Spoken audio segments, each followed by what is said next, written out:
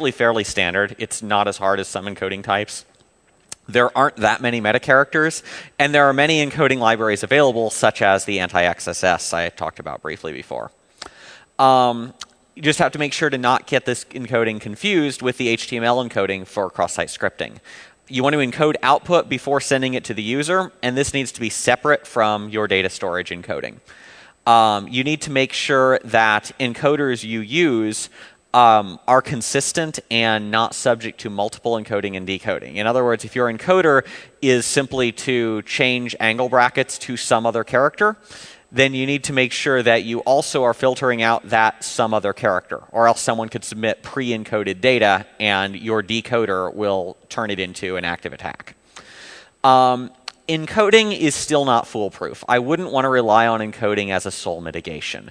Multiple encoding attacks are very sophisticated. I have seen some here at Black Hat and at DEF CON that are kind of amazing, passing through web application firewalls and the web server level, the database level, all getting interpreted in different ways at different places. If you're writing multi-tier global applications, it's very difficult to get right. So it's important, while encoding is important, there are other mitigations to follow as well. So Windows Communication Foundation is a set of .NET libraries for abstract data access.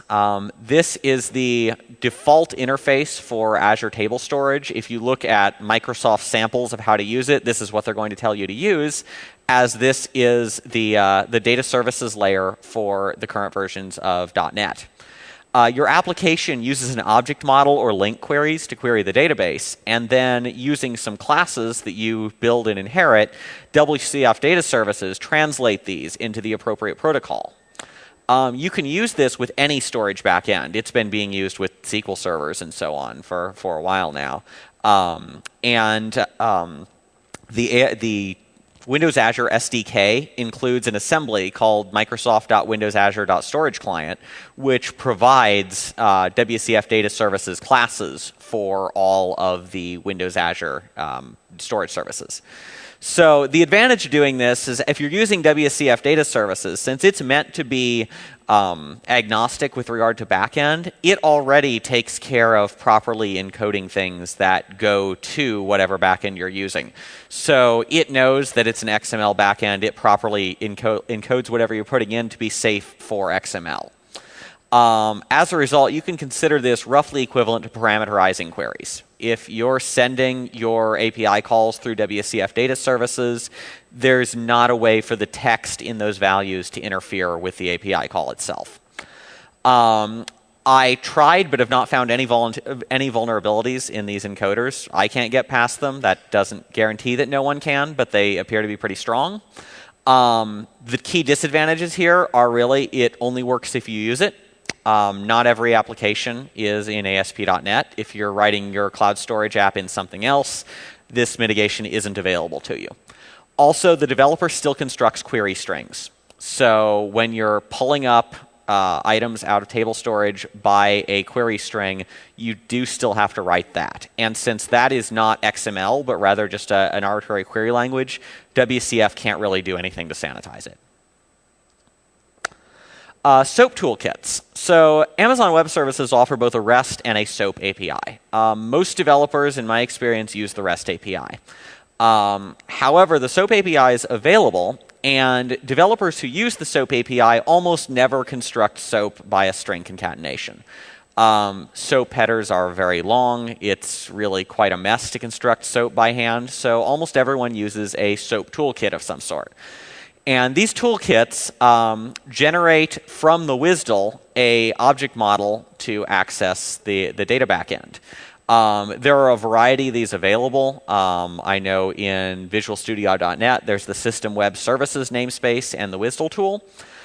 There are similar things available for Java, PHP, and other platforms.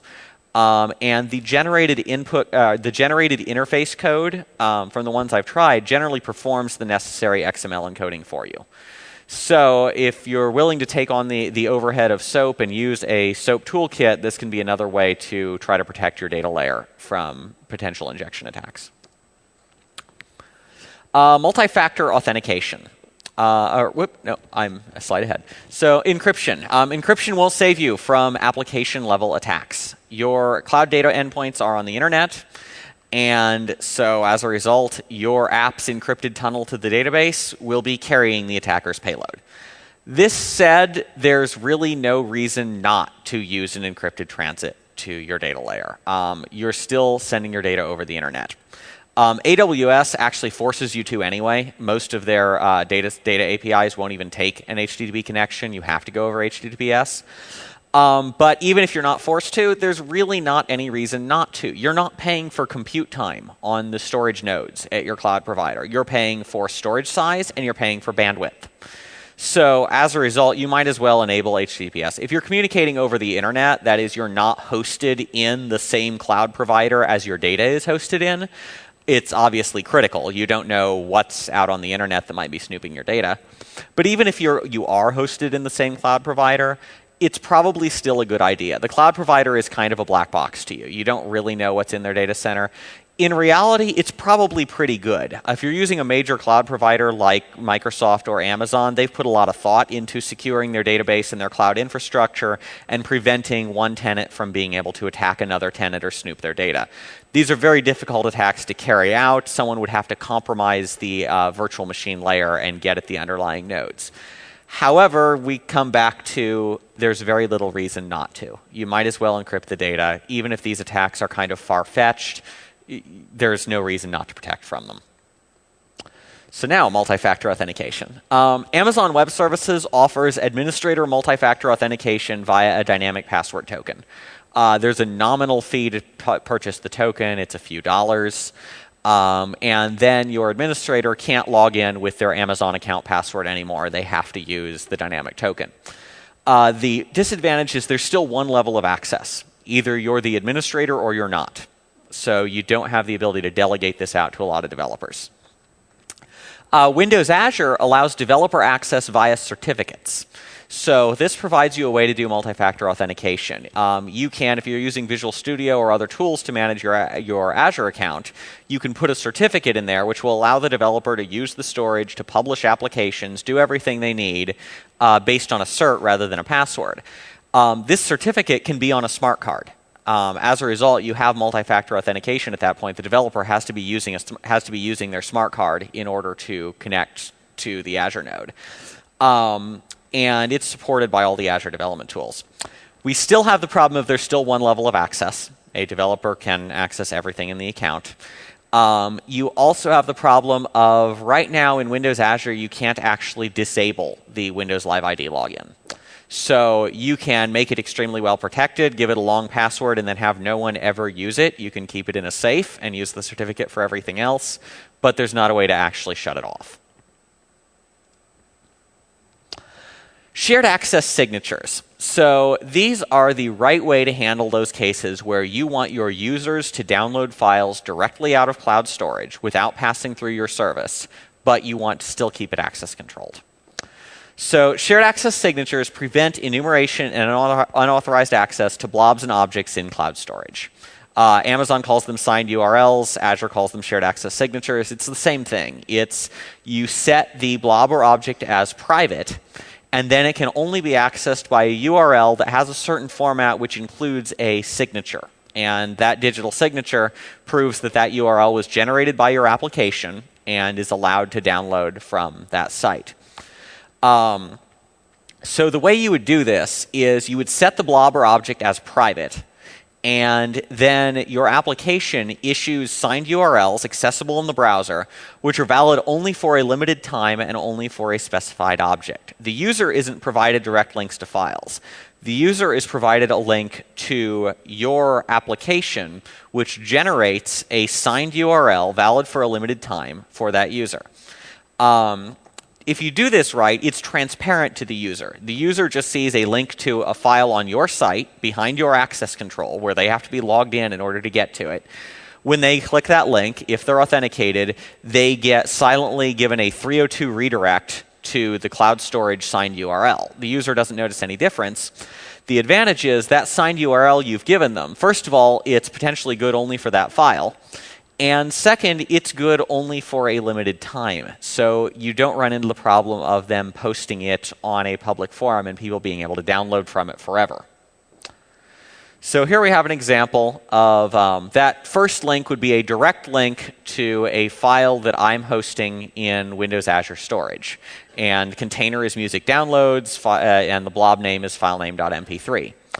So instead, my user clicks on a file on my site, download.aspx, music download / filename.mp3.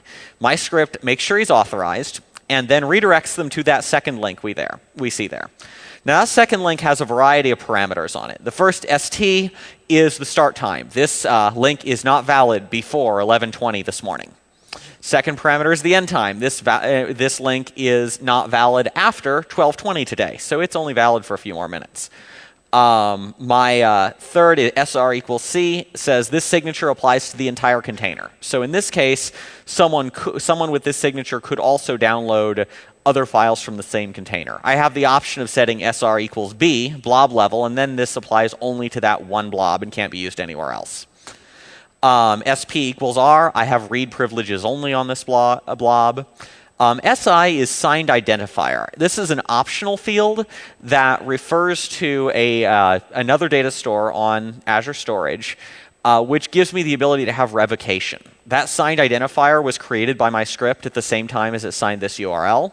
And if I programmatically delete that signed identifier, this URL immediately becomes invalid. So if you have a URL that is stolen, you can invalidate the signed identifier, start giving a new one in new requests, and all the old URLs aren't good anymore. Then finally, we have a digital signature. And that's based on the application signature. So it's signed with a private key that the application has that the user has no access to. That signature encompasses all of those fields after the URL, as well as the canonicalized resource, which is either the container or the blob, depending on which I'm giving access to, in a specific format. So if I redirect users to these URLs, once again, I don't even need to show them to the user. It can just be a 302 redirect from my app. They can download the file. They can download the file only for a limited duration, which I have specified. And since I'm doing this from a script, that duration may be, 1 hour from now. I can sign a new URL every time someone goes to download from it. So anytime someone clicks my download link behind access control, they get seamlessly redirected to the file. So they can even still save download links if they want to. They're not going to be seeing the actual URL. But if someone uses an HTTP debugger and steals this URL, they can't really do anything useful with it. It's only good for the next hour. Posting it on a public forum doesn't do them any good. Once again, it's not completely foolproof. Yes, I can copy all of these URLs and post them on a public forum and say, quick, everybody, download it in the next 20 minutes. But it's going to make it a lot more difficult for subscription-based files to be accessed. If you really need very tight access control, I am going to check every single time someone downloads. Then you may not be able to take advantage of the cheap bandwidth of cloud storage. You may actually need to put it on a hosting with actual programmatic defenses. So secure application design. This is a little more general than the cloud storage API specific stuff I've been talking about, but defense in depth. Use multiple layers of defense, keep compromises isolated, and prevent elevation of privilege. So when you're writing an app using cloud storage, consider the layers of protection and use cloud equivalents of traditional defenses. We can also do some things to design the application for security. So if we've got a cloud application, we really have multiple layers here. We have the service layer, that's my product security architecture and compliance controls and code qualities, and my using platform features. But then under that, we have the platform layer, which may include runtime privileges and code access security trust levels if you're using Windows Azure hosting. No matter what you're using, it can include user accounts, isolation, operating system privilege levels, making sure that your applications run with limited privilege. So if an application is compromised, it can't compromise the entire server, access crypto keys, etc. And then finally, at the lower layer, you have the infrastructure layer, which gives you your service scale out and the ability to expand your service quickly. So mapping traditional defenses to the cloud. Things like input validation, sanitization, fuzzing, the things that are truly application level, there is no change. You need to do exactly the same